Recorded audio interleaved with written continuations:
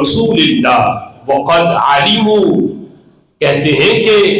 حضرت صدیق اکبر کا تعارف جو حضرت حسان کروا رہے ہیں، کان حب، حضرت صدیق وہ ہے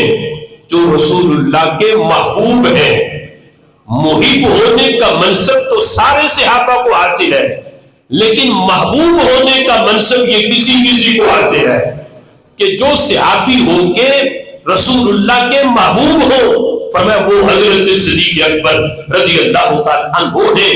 جو محب ہونے کے لحاظ سے بھی منفرد ہیں، محب ہونے کے لحاظ سے بھی بے مثل اور بے مثال ہیں، اور رسول اللہ کے محبوب ہونے میں بھی وہ بے مثل اور بے مثال ہیں۔ کہتے ہیں کان حب رسول اللہ، اور یہ اس حدیث کا ترجمہ بھی ہے کہ جب پوچھا گیا حضرت عائشہ صدیقہ رضی اللہ تعالی عنہا سے کہ رسول اللہ صلی اللہ تعالی علیہ وسلم مردوں میں سب سے زیادہ حضور کس سے پیار کرتے تھے، تو فرمانے لگیں کہ سب سے زیادہ مردوں میں پیار حضرت صدیق اکبر سے کرتے تھے۔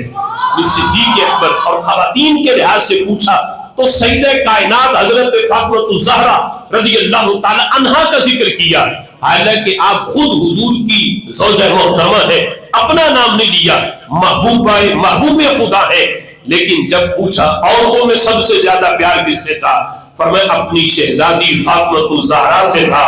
مردوں میں پیار کس سے تھا، فرمایا میرے ابا جی حضرت صدیق اکبر سے تھا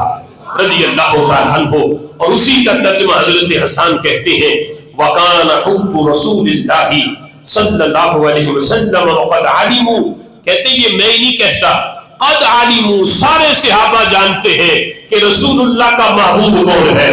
فرمایا حضرت صدیق اکبر وہ ہے جنہیں رسول اللہ صلی اللہ علیہ وسلم کا محبوب ہونے کا منصب حاصل ہے۔ خیر البریہ لم یعدل بہ رجلا، فرمایا یہ وہ ہے،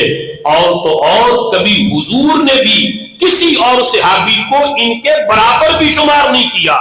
ان سے بڑا شمار کرنا تو بڑی دور کی بات ہے، ان سے کسی کو افضل شمار کرنا تو بڑی اونچی بات ہے۔ فرمایا کسی کو رسول اللہ صلی اللہ علیہ وسلم نے ان کے برابر بھی شمار نہیں کیا کہ ان کے کوئی برابری بھی کر سکتا ہے۔ فرمایا یہ منصب صحابہ میں جس ہستی کو حاصل ہے وہ حضرت صدیق اکبر رضی اللہ تعالیٰ عنہ کی ذات گرامی ہے، اور یہ منصب میں ہی بیان نہیں کر رہا،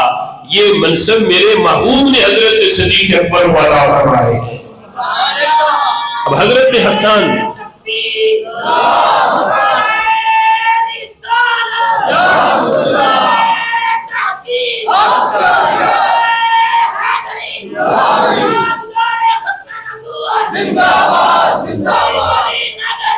ابو بکر ابو بکر ابو بکر ابو بکر